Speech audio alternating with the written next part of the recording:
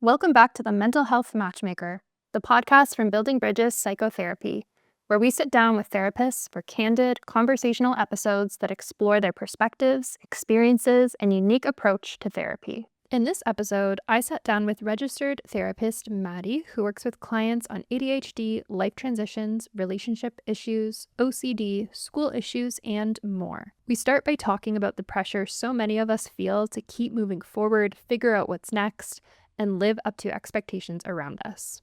Maddy shares how social media, career pressures, and the constant stream of advice can make it difficult to hear our own voice, especially during those uncomfortable periods of life when we don't know where we're headed.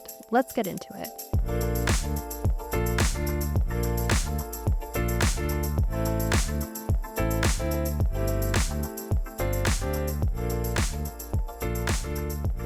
Let's talk about societal pressures.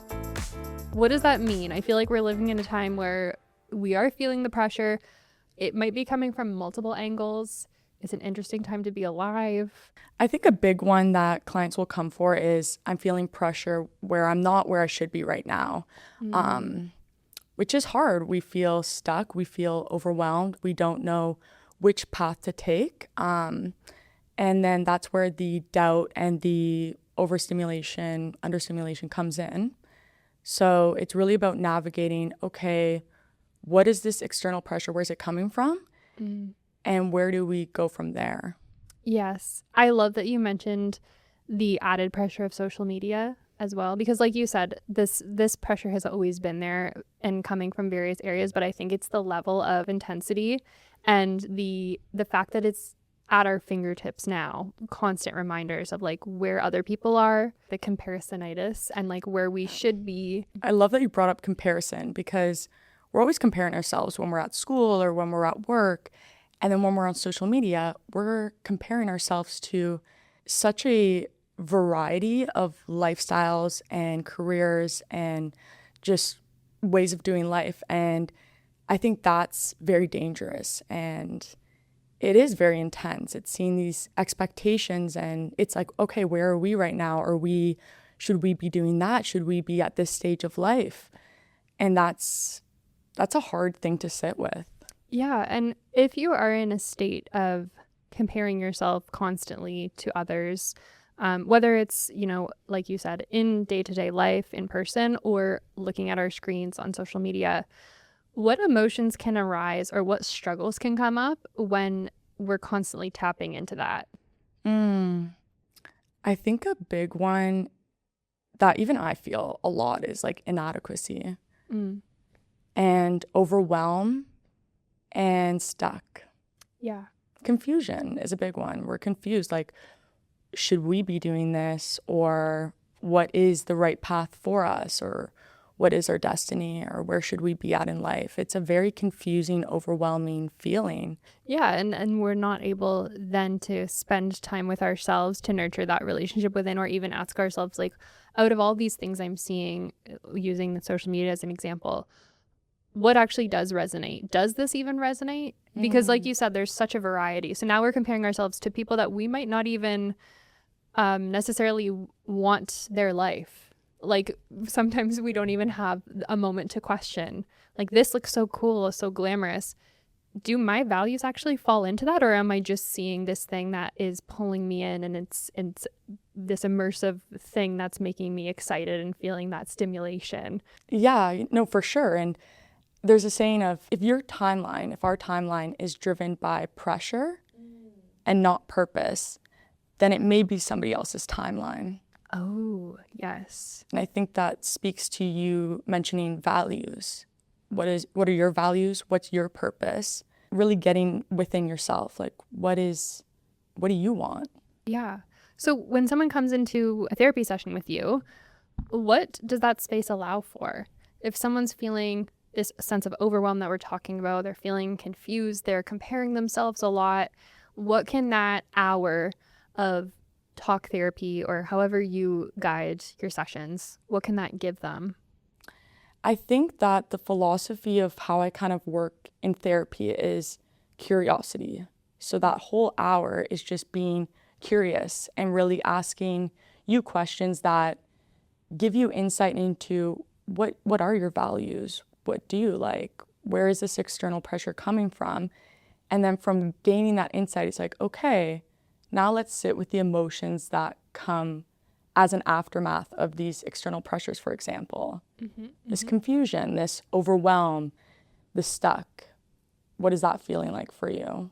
Therapy is a whole different realm. Whereas if we go to a friend or family member and we tell them we're feeling overwhelmed, we're feeling stuck, it creates a space where we can connect, and maybe they're also feeling stuck, and it helps. But it always goes back to the other person. Right. Whereas in therapy, it's just you. It goes back to the other person, and naturally we all have our biases. So like even people that love us, that want to hold space for us, they could try to give advice that might be unsolicited, or maybe they offer a listening ear. But in some way it might still relate back to them. So that sense of like there is no bias, it's just you, fully you having that hour. I love that. And I love that you brought up the bias piece, because whoever we go to, there is that bias potentially. And there's also that difference of lived reality. So if we're going to somebody about career overwhelm, they might have experienced a different job market, a different reality than you might. Right. Yeah. You brought up the job market piece, and we briefly talked about burnout when we had our chat. Burnout. I think that a lot of the times we feel the burnout through our bodies. We can tell we're burnt out. And then I'll have clients come to a session. They're like, I'm feeling burnt out. It's like, okay, why are we feeling this way? And we realize it's due to certain things. And then the next piece is like, okay, how do we navigate this burnout? And that's where I like to bring in the window of tolerance. So there's this hyperactive state, and then there's this hypoactive state. And then in between is like our level of tolerating that and sitting with it. And when we're burnt out, we're either in the blue, in the hypo, or we're either in the red and we're hyperactive, we're just go, go, go, which may work for a little while. Right? Our society praises high functioning, hyperactivity, anxiety, but it doesn't last long. No, it doesn't. I can confirm that, because I feel like a lot of us who do live in that state for a long time, we really believe that we can maintain it. And you hear people saying this isn't sustainable. It's not sustainable. My therapist was saying that to me every day. And I'm like, I know it's not, but like I can still do it. Let me tell you that I couldn't still do it. Like I did get to a point where I'm like, this isn't working. I still feel that fatigue as like a hangover almost. Yeah. What I find, and I don't know if this is something you probably have more information on or knowledge about, is that I have a hard time in the baseline or that neutral zone. And because I'm up here so much that when I'm tired, I'm down here. And it feels like there's no in between. These extreme highs and these extreme lows, for sure. And we go into these without kind of going into the baseline, like you said, like the middle area. There's so many layers to it. So we can easily say, okay, we're going to do things and get to that baseline. But there's a lot of, and this goes back to the external pressures that we were talking about earlier, where we feel these different emotions about even being in the baseline, like, okay, guilt, where we're not in this go, go, go. And it's like we feel guilty about just resting, about sitting there, not doing anything, not searching up on LinkedIn or trying to find a new business venture. We're just resting. Meanwhile, that is like required for us to be, sustainably working, sustainably contributing to society. Like we actually need that in order to make that point where we are active sustainable. Well, we don't talk about that. We're not given praise for that where we live. Yeah. And I think that I like to bring a lot of connecting to the body into burnout, into emotions, because I think that as a society, we're really in our head so much. And even in therapy, we talk a lot, we want insight, and I think that's a great thing. But there's this level of disconnection from the body. And when in therapy, I do this all the time, we tap into somatic bodily sensations and really learning what your body's feeling. Yeah. knowing when it's out of that gray area, when it's in that hyper arousal or the hypo arousal. And then it comes the feelings of, okay, do we listen to our body? If we're not, why aren't we? Are we feeling guilt, shame? Where is that messaging? Is it society? Is it our family? It's external, but it's built in internal as well. Mm-hmm. I love how you had earlier mentioned that you lead with curiosity in your sessions, that comes up a lot. And everything that you just said were all of these prompts that would allow for curiosity to come to the surface. Curiosity becomes the tool that allows us to pause, to first of all, check in, like, where am I in this window of tolerance? Mm-hmm. That is the awareness piece that then lets us say, like, and again, the deeper layers, where is this coming from? Is this aligned to who I am? Am I comparing myself to other people, the people that I am comparing myself to? Why is this making me feel smaller? The curiosity that just keeps going and going and going. It's so important. And I think that when it comes to like burnout or any issue, we can easily just say, okay, well, try this or do this. We've heard it all the time when we're sad or we're anxious. Okay, well, have you tried this, right? But it's really about building a skill within ourselves of being curious about ourselves without, being hard on ourselves, which is also very hard to do. Yeah. I do also think it's always worth mentioning that, like, the world doesn't make it easy right now to have space for curiosity. Like, we have to create that for ourselves, which kind of sucks. Like, I know there's always personal responsibility in life and we are responsible for ourselves, but there's also a lack of support that I think should be in place to encourage us to tap into our own opinions, our own values, what's true for us, who we are as individuals. We are bombarded by so much information all the time and all these external voices of influence that it makes it hard to pull ourselves out of that and to feel like there's time for curiosity. It doesn't feel like there's time. Mm-hmm. It doesn't. I'm getting like heated about it right now because I can feel that in myself. Yeah, we don't really sit down with ourselves and kind of try and understand and navigate and be curious about ourselves because we're not taught that, right? Mm-hmm. Yeah. In school, we're not taught to, okay, be curious about your values. What do you like? What do you feel like your purpose is? What do you want to do? Who do you want to be? Yeah. How does that feel in your body? Yeah. How does that feel in your body? Which is a very important and undermined kind of skill. 100%. And I love that therapy can give us that space for like a full hour of getting curious. Whenever I have that experience, when my mind is feeling clouded and I feel like I'm lacking clarity in life or just feeling overwhelmed, just leaving, having asked myself some questions or being able to have that touch point with my therapist does just help me to breathe a little easier. Even if I don't find the answers or the next action step, it's just the space. Yeah. And it's kind of like this squiggly line. And then I find that once you're in therapy, it's like starts to straighten out. Yeah. And you start making sense of, okay, and just unloading. Yes. Yeah. Okay, let's shift the focus a little bit, which, this will naturally tie in. It sounds like we're touching on similar themes, but loneliness. You're doing you're working on a presentation about this topic. Can you tell me about it? Yeah, I think that when it came to finding a topic for my presentation, I was trying to connect with something that I felt very connected to. Mm-hmm. And I think that a lot of people connect to, and it's loneliness. And I think that it ties heavily into social media and the internet and news. We're so connected to different people, different places, different news outlets. And this connection has led to almost counterintuitive, this disconnection from ourselves, from our own reality. Yeah. And we can be sitting across from someone, but we don't feel like we're with them. Yeah. It is lonely. And we're not really talking about it. We're not talking about how we are so hyper-connected, but we're not connecting. Yeah. And I think that it creates this illusion of connection. Yes.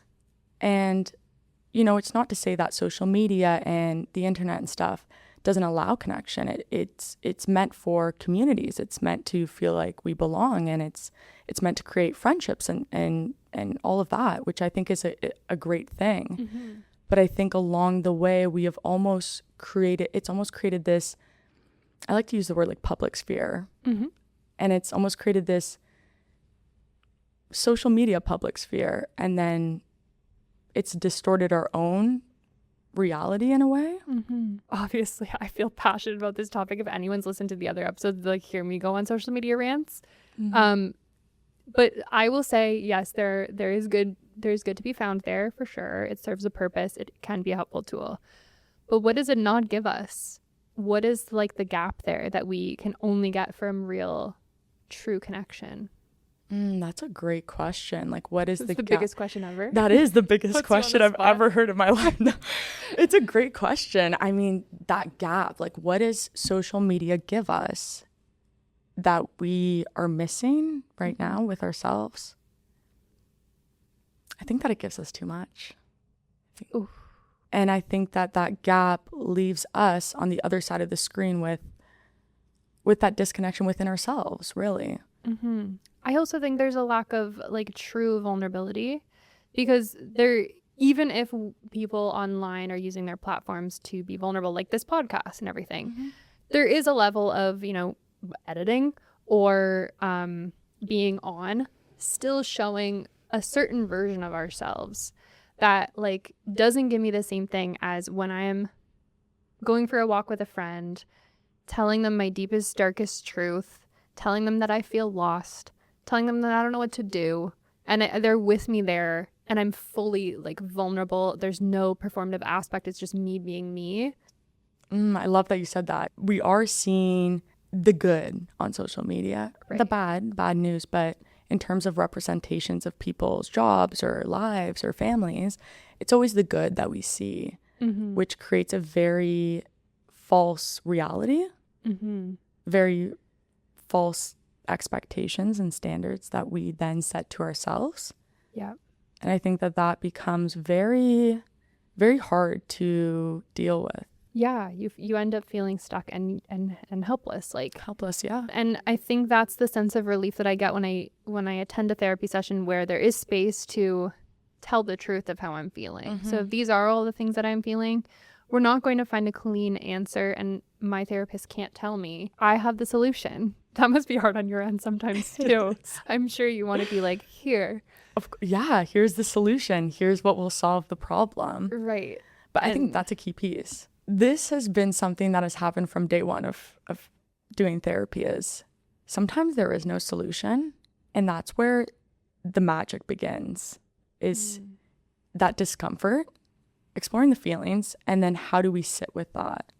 How can we sit with Makes me shudder. there being no solution? It's one of the hardest things to do. We look for external stimuli, or we look for distractions or this and that. And while these are definitely good tactics, right?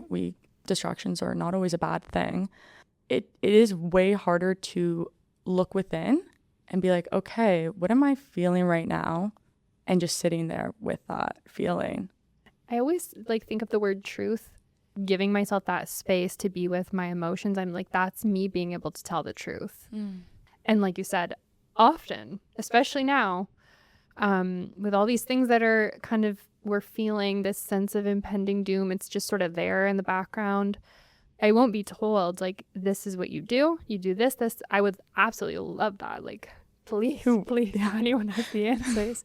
But I won't get that. But there's still so much that it gives me when I can just like have this room and say, here, this is how I'm feeling. This sucks. This hurts. This is scary. I'm afraid. Speaking of making space and being true, our mind will always be like, oh, well, you shouldn't feel this way, or we'll do something about it, or find the solution. That's the cultural, societal pressure right there. Yeah. And it happens a lot when we tell somebody our true feelings. They're like, okay, well, they don't want to sit with it. They want to help you. They want to figure it out. They want to solve it, right? Yeah. Or they're like, okay, well, Maddy, you shouldn't be feeling that, like, figure it out kind of thing, right? Yeah. Which can come from a loving place.